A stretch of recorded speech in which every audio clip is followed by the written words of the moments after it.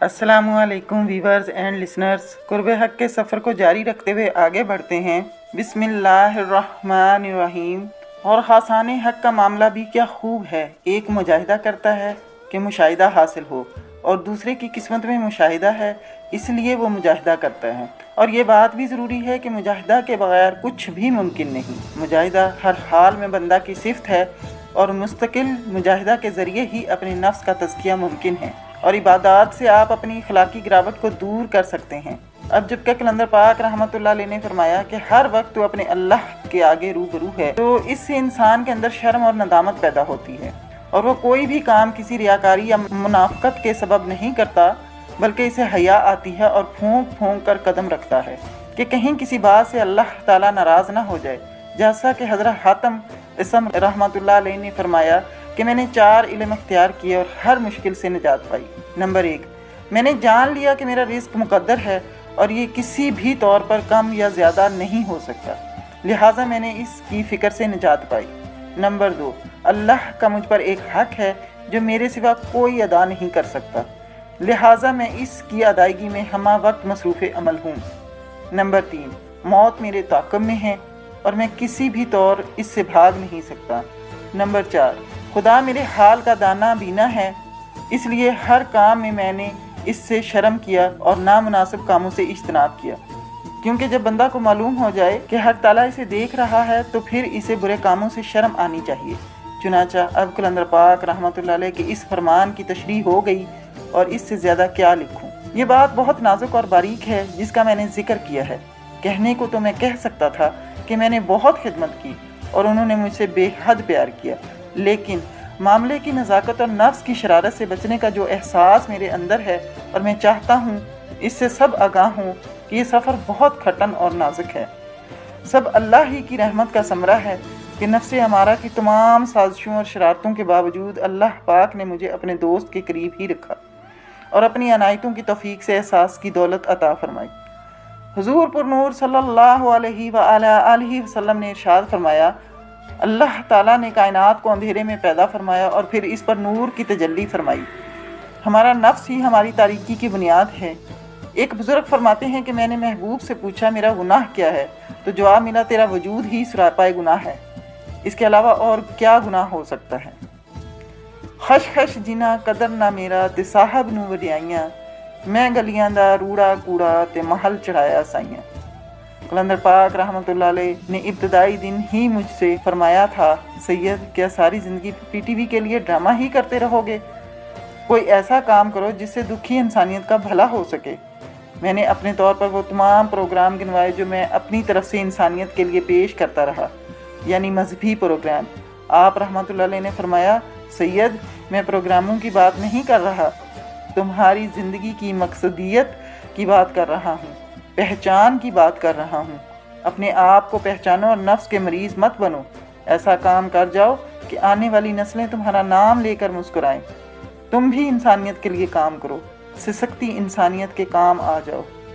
इस वक्त तो शायद मेरे नफ्स के गलबा के सबब ये बात सीने में ना उतर सकी, लेकिन आने वाले वक्त में ये बात रोशन हुई कि फ़कीर सिर्फ नसीहत ही नहीं करता, बल्कि अपनी बसीरत से नोश्ता तकदीर पढ़ कर सुना रहा होता है। जैसा कि आप रहमतुल्लाह अलैह ने फरमाया, सैयद तो मुझे तैयार मिला था, मैंने तो सिर्फ ब्रश ही फेरा है।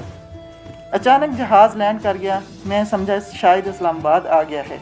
पता चला अभी तो लाहौर में उतरा है, अभी थोड़ी देर बाद फिर इस्लामाबाद के लिए रवाना होगा। कलंदर पाक रहमतुल्लाह अलैह ने इसी दौरान अपने मोबाइल से 2-4 फ़ोन किए। जहाज़ दोबारा रवाना हुआ और हम बहुत जल्द इस्लामाबाद पहुँच गए। जब बाहर निकले तो राजा माजिद साहब हस्बे मामूल मुस्कुराहट के साथ मौजूद थे। जब इनकी गाड़ी माल रोड पर फ्लैश मैन होटल के करीब पहुंची तो मैंने अर्ज़ की कि सरकार अगर इजाज़त हो तो मैं उतर जाऊं। कलंदर पाक रहमतुल्लाह अलैह ने पूछा, अकेले घर जाओगे? मैंने अर्ज़ की, यहाँ से टैक्सी या वैगन ले लूँगा। आप रहमतुल्लाह अलैह ने इजाज़त दी। इसके बावजूद कि राजा साहब यही कह रहे थे कि घर चलते हैं और खाना खाने के बाद छोड़ आएंगे। कलंदर पाक रहमतुल्लाह अलैह ने कहा कि गाड़ी रोको, और मैं आप रहमतुल्लाह अलैह से मिलकर रुखसत हुआ। अभी चंद कदम ही आगे चला था कि वैगन आ गई और मैं इसमें बैठ गया। यूं ही वैगन चली तो मुझे खानगढ़ में कलंदर पाक रहमतुल्लाह अलैह की बारगाह में गुम होने वाली ऐनक दोबारा याद आ गई, और यही सोचता रहा कि मेरी ऐनक गुम होने का क्या मामला है। कलंदर पाक रहमतुल्लाह अलैह ने फरमाया था कि सैयद बाबा साहिब मज़ार को आपकी ऐनक पसंद आ गई है और उन्होंने ले ली है। ये राज मेरी समझ से बाहर था। मैंने नफ्स को बहुत समझाया, मगर वो आने बहाने मुझे ऐनक ज़रूर याद दिलाता। जब मैं घर पहुंचा तो पानी पीने के दौरान मुझे एहसास हुआ जैसे मेरा पूरा जिस्म आग से पक कर दुख रहा हो। पानी पीना भी महाल था। गर्मियों के दिन थे। आप सब की माँ जी ने ठंडी लस्सी भी बनाई, मगर जलाल के साथ हम सफ़र रहना आम सी बात नहीं, ख़ास कर इस वक्त जब वो अपनी मर्ज़ी से आपको हम सफ़र बना ले। रात में सो गया और सुबह 8 बजे घर की घंटी बजने के सबब उठा। ऊपर खिड़की से नीचे देखा तो अजहर दुरानी साहब को खड़े पाया।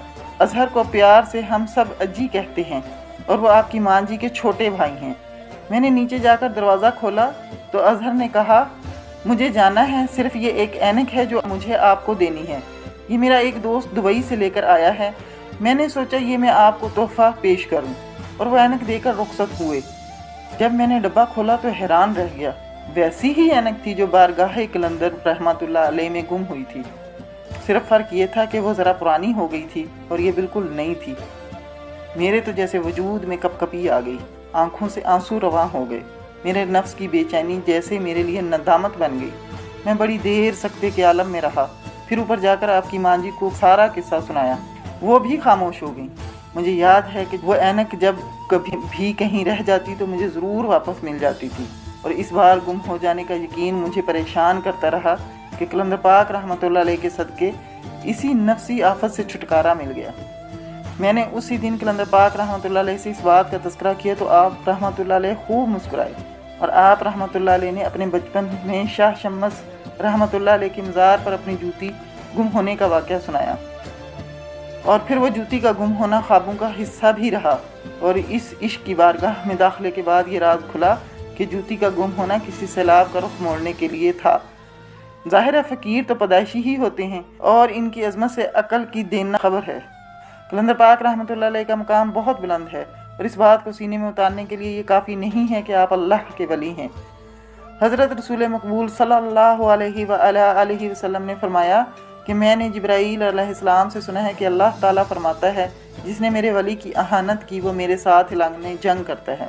और मुझे किसी चीज़ से इतना फ़िक्र नहीं होता जितना इस वक्त होता है जब मैं एक मोमिन की रूह कब्ज़ करता हूँ और वो इसको नापसंद करता है।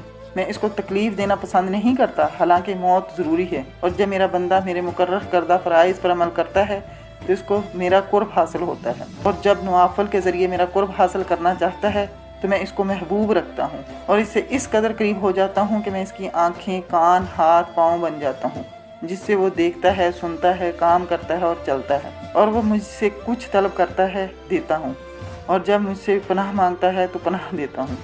व्यूअर्स, आज के लिए इतना ही। इंशाअल्लाह कल के एपिसोड में मुलाकात होगी। अल्लाह हाफिज़।